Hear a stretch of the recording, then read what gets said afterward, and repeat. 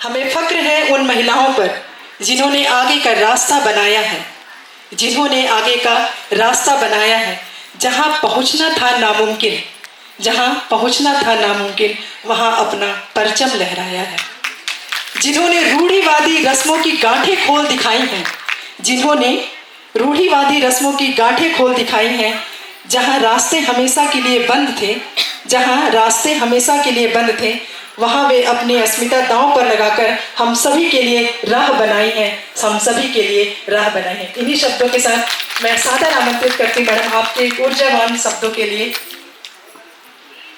पर मेरी सोच से बहुत आगे दीदियाँ काम कर रही हैं और उन लोगों ने उस राशि से, कई लोगों ने अपना किराना दुकान, कई ऐसी महिला थी जो अपने पोते को पढ़ा रही है। कोई ऐसी भी महिला मिली जो अपने टेलरिंग बिजनेस को, क्योंकि वो डिवोर्सी थी, अलग हो चुकी हैं, तो टेलरिंग बिजनेस को वो बहुत विस्तार उसका की हैं और अच्छे से काम कर रही हैं। कई लोग अपने पार्लर में पैसा लगाए, कई लोग अपने किराना, अपने हस्बैंड को भी उस राशि से सपोर्ट कर रही हैं। ये अपने आप में बहुत ही अनोखा तो नहीं कहूँगी, क्योंकि ना मैं समझती हूँ कि महिलाओं में सेविंग करने का, यानी राशि जमा बचत करने की जो हैबिट है ना, वो बचपन से ही होती है ना। हमेशा से ये आदत होती है कि हम बचत करके चले, और इसीलिए तो हम सबसे ज़्यादा शक्तिशाली माने जाते हैं। हर एंगल से हम शक्तिशाली हैं, भगवान ने हमको शक्तिशाली बनाया है, ठीक है। हमारा स्वरूप शक्ति का ही है, और बचत करना भी शक्तिशाली ही कहलाएगा, क्योंकि हम खुद कमी में रहकर भी अपने उस पैसे को, एक एक पैसे को जोड़कर अपने ऊपर खर्चा नहीं कर रहे, अपने परिवार पे ही खर्चा कर रहे हैं। तो हमसे ज्यादा शक्तिशाली तो कोई है ही नहीं, है कि नहीं? सभी दीदियां इससे मेरे ख्याल से सहमत होंगी इस बात से। आप लोग की बदौलत कोरिया जिला आगे बढ़ रहा है ना। और जिला तो ठीक है, समाज भी आपकी बदौलत बढ़ रहा है। मैं आज का दिन पोषण संगवारियों के नाम करना चाहती हूँ। यही वो पोषण संगवारी दीदियां हैं जिन्होंने राष्ट्रीय स्तर पे हमारी पहचान बनाई है, इस जिले की पहचान बनाई है। मैं तो एक माध्यम मात्र हूँ, लेकिन काम तो आप करके दे। और सिर्फ आप ही नहीं, सारे आंगनबाड़ी कार्यकर्ता, सारी मितानिन दीदी, सारी एएनएम दीदियां, सब लोग मिलकर काम कर रहे हैं। इसलिए जो अभी जस्ट डीपीओ साहब बता रहे थे कि हम लोगों ने LBW यानी लो बर्थ एट वेट पर हम लोगों ने काफी अच्छी सफलता हासिल की है, वो आप लोग की बदौलत है।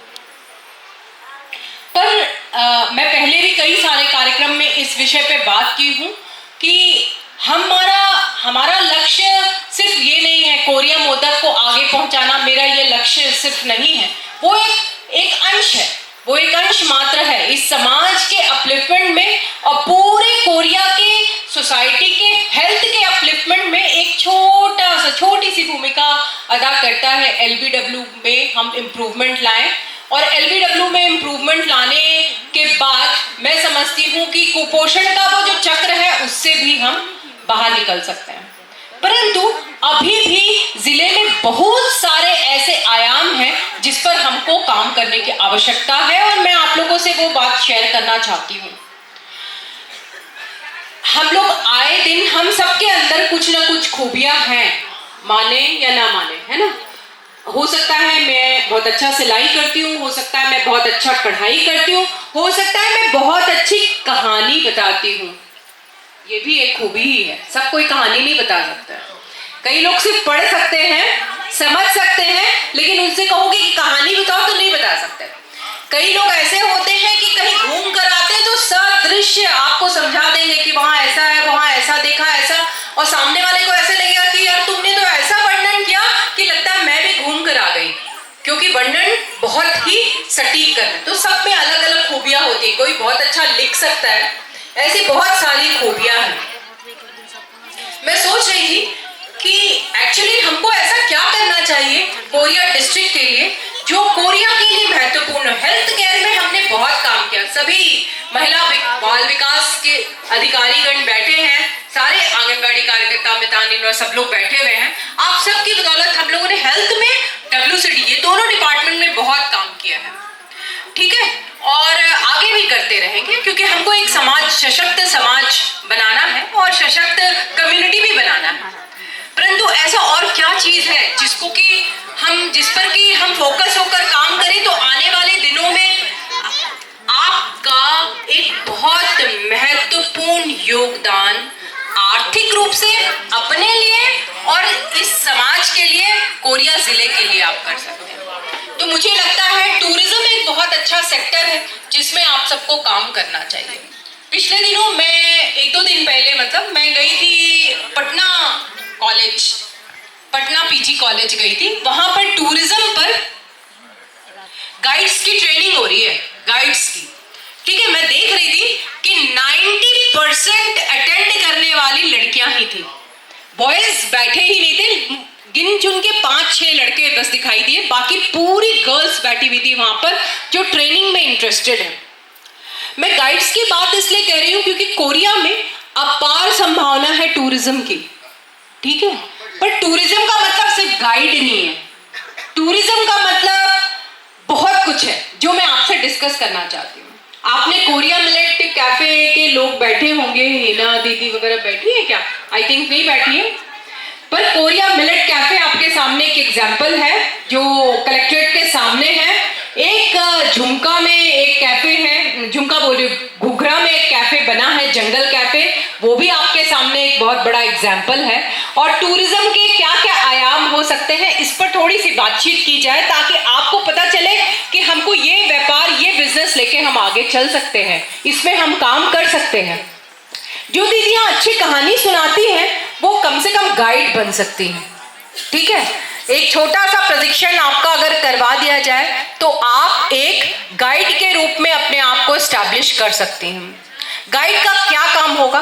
गाइड का बेसिकली ये काम होगा जो आपको जगह जगह झुमका ले जाए, आपको कोई मंदिर, सपोजिंग यहाँ पे एक मंदिर है, I am forgetting the name, झुमका के बाजू में एक मंदिर है ना पुराना वाला, क्या नाम है? रामदैया, वो रामदैया टेम्पल ले जा सकती हैं। घुघरा में आप कैफे लेके जा सकते हैं, आप बालम पहाड़ी लेके जा सकते हैं, आप कई सारे यहाँ पे मंदिर है। मुझसे बेहतर आप जानते हैं क्योंकि आप तो कोरिया के ही रहने वाले हैं, तो आपको बेहतर पता है कि मैं किस गांव में कौन सा झरना, कौन सा कुआं, कौन सा हम एरिया आपको दिखा सकते हैं, कोई मेला घुमा सकते हैं। तो ऐसे गाइड्स, ऐसे अगर आप गाइड्स बने तो अभी जिले में एक भी गाइड नहीं है। अगर दीदियां इसमें इंटरेस्टेड हैं तो इसका स्किल डेवलपमेंट हम करवा सकते हैं, ट्रेनिंग करवा सकते हैं, ताकि भविष्य में कोई भी टूरिस्ट यहाँ पर आए और आप लोग का नाम लिखा रहेगा, मोबाइल नंबर सहित होटल्स में अवेलेबल करा देंगे, ताकि किसी भी पर्यटक को अगर गाइड चाहिए तो वो आपसे संपर्क कर सकता है। आपको अभी ये सुनकर बड़ा ताज्जुब हो रहा होगा कि एक गाइड को कितना ही पैसा मिलता होगा। मैं आपको यह बताना चाहती हूँ कि गाइड चाहे तो कुछ भी पैसे कमा सकता है, वो आपके ऊपर है कि आप कितना जानती हैं अपने क्षेत्र के बारे में। ठीक है, आप उस जिस पर्यटन स्थल में आप घुमाने ले गई हैं उसके बारे में आप कितना बता सकती हैं।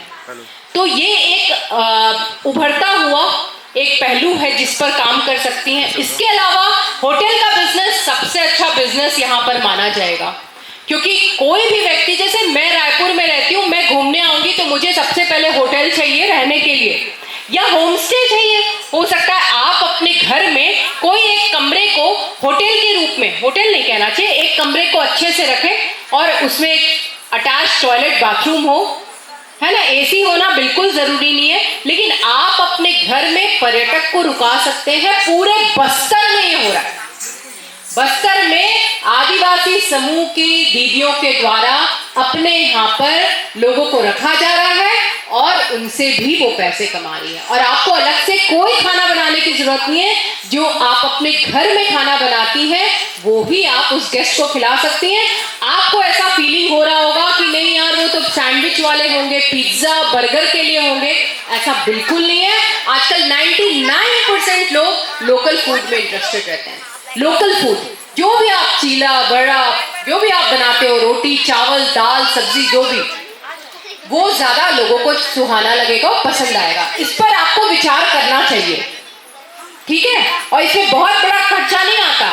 कुछ पैसे से आप एक कमरे को अपग्रेड कर सकते हैं और उस कमरे को आप अवेलेबल करा सकते हैं। अब आप सोच रहे होंगे ये सब चीज़ लिंक हो जाता है। वंस आपने एक कमरे को अपग्रेड कर दिया तो हम लोग उसका पब्लिसिटी इधर उधर करा सकते हैं ताकि लोग आए और आपके यहाँ पर रुक सकें, और आप उनको जैसे घर में कोई गेस्ट आता है उस तरीके से रोक सकते हैं। इसके अलावा हैंडीक्राफ्ट आप सब जानते हैं, काथा का काम होता है ना, काथा का है ना, काथा का वर्क आजकल मतलब फैशन हो गया है, ठीक है। पर काथा एक्चुअली है क्या चीज? जब रुई इतना ज्यादा अवेलेबल नहीं होता था तो पुराने चादर को एक साथ सिलने की जो परंपरा थी, एक साथ एक के ऊपर एक चादर रख देते थे और उसको सिल देते थे, उसको काथा बोलते थे। अब उसी में आपने डिजाइनिंग कर दिया तो वो काथा वर्क कहला रहा है, और वही साड़ियां भी चल रही हैं, उसी के कपड़े भी चल रहे हैं, उसी का कारपेट चल रहा है, उसी का कुशन कवर भी चल रहा है। तो ऐसे छोटे छोटे हैंडीक्राफ्ट हो सकता है, क्रॉस स्टिच, इस तरीके के हैंडीक्राफ्ट वर्क को सबसे ज्यादा प्रमोशन मिल रहा है। आज के डेट पे लोग मशीन का बुना हुआ स्वेटर नहीं पहनना चाहते हैं। आज के डेट पे लोग वो जो नहीं रहता है आपका सिलने बुनाई करने वाला जो रहता है, उसका बुना हुआ कपड़ा भी लोग पहनते हैं और उसका मुंहमांगा दाम मिलता है। जो स्कार्फ आप 50 रुपए में मशीन का खरीद के लेते हैं, वही अगर आपने बुनकर बनाया है उसका दाम 400 से लेकर 650 रुपए में आप उसको विक्रय कर सकते हैं। तो सोचने की बस देर है, आपको सोचना है किस हैंडीक्राफ्ट को लेकर हमको आगे बढ़ना चाहिए। आप अकेले भी हो सकती है, पूरा समूह भी हो सकता है, और हम इसको लिमिट ना करें। आप ये ना सोचें कि कोरिया में ही विक्रय करना है, नहीं, हमने ऑलरेडी कोरिया अमृत प्रोडक्ट्स के नाम से एक पोर्टल बना रखा है। आप जो चीज बनाएंगी उसको हम लोग बड़े स्तर पर उसको विक्रय कर सकते हैं। एक सफल बिजनेसमैन कौन होता है? तुम लोग सब सफल बिजनेसमैन हो जो दीदियां बैठी हैं यहाँ पर। सफल बिजनेसमैन वो होता है जो रिस्क ले, जिसको पता है कि 50% चांसेस है मैं इसमें जीत पाऊंगा और 50% चांसेस है मैं हार जाऊंगा, लेकिन 50% चांसेस जीतने की है, उसका रिस्क जो उठाएगा वही बिजनेसमैन है। इसके अलावा जो ये सोचेगा कि मैं हार जाऊंगा और मैं रिस्क नहीं लूंगा, वो बिजनेसमैन नहीं बन सकता। किसी भी बड़े से व्यापारी को यहाँ पर बुलाकर आप पूछ लीजिए, बिजनेसमैन वही है जो रिस्क लेगा। तो हर दीदी में रिस्क लेना पड़ेगा, हर व्यक्ति को रिस्क लेना पड़ेगा, वही आगे बढ़ेगा। ये हो गया स्किल डेवलपमेंट पे बात। लेकिन आज हम लोग जिस दिन के लिए, जिस चीज के लिए खड़े हैं, वो है महिला सशक्तिकरण। क्या अंतर होगा सशक्तिकरण में और स्किलिंग में? हम में से कई सारे लोग ऐसे होंगे, मैं भी हूं उसमें शामिल, हम में से कई सारे ऐसे लोग होंगे जो अच्छा पैसा कमाते हैं, किंतु वो पैसा खर्च करने की आजादी है आपको? आपके घर में कोई बड़ी प्रॉपर्टी खरीदी जाती है, ठीक है, या आपकी बेटी के लिए या आपके ननद के लिए या आपके बेटे के लिए बहू या वर पसंद करना है, तो क्या आपसे पूछा जाता है? या आपने अगर कह दिया कि नहीं ये मुझे पसंद नहीं है और आपके परिवार के सब लोगों को पसंद है, तो क्या आपकी बातें मायने रखती है? तो मेरा ये कहना है, मैं एम्पावरमेंट, सशक्तिकरण का मीनिंग कुछ और समझती हूँ, शायद आप भी सहमत होंगी। सशक्तिकरण मतलब ये हुआ कि आपका डिसीजन, आपके निर्णय का अधिकार, आपके निर्णय को सही मोल देना। अगर आपके परिवार में आपने निर्णय लिया कि ये प्रॉपर्टी नहीं खरीदना है, तो उसको सभी लोग सुनते हैं, समझते हैं और सहमत होते हैं, हाँ ठीक है तुम सही कह रहे हो, नहीं खरीदेंगे। या आपसे पूछा भी नहीं चला, ऐसी होगी, कोई ना कोई सांस ऐसा मिल रहा होगा। जब भी वो कहे कि अस्पताल जाना है तो 100 काम पहले से थमा दिया जाता होगा। ये सब चीजें हैं अभी भी। तो मैं समझती हूँ कि हम ये विमेन डे तो मनाएं, और भी बहुत सारे वक्ता हैं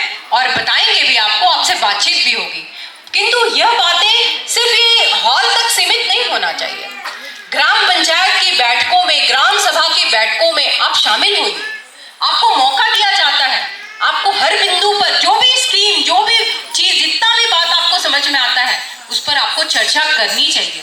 तभी ये समाज बदलेगा, तभी महिलाओं का उत्थान होगा, तभी ये इंटरनेशनल वुमेन्स डे का कोई महत्व होगा। तो आप सभी यहाँ आए, उपस्थित हुए, आप लोगों ने मुझे बहुत समय दिया, बातें बहुत सारी हैं, बट बाकी लोग सब बोर हो जाएंगे, बहुत सारे पुरुष वर्ग बैठे हुए लोग अभी चिल्ला रहे होंगे अंदर ही अंदर। तो thank you all so much for hearing me out.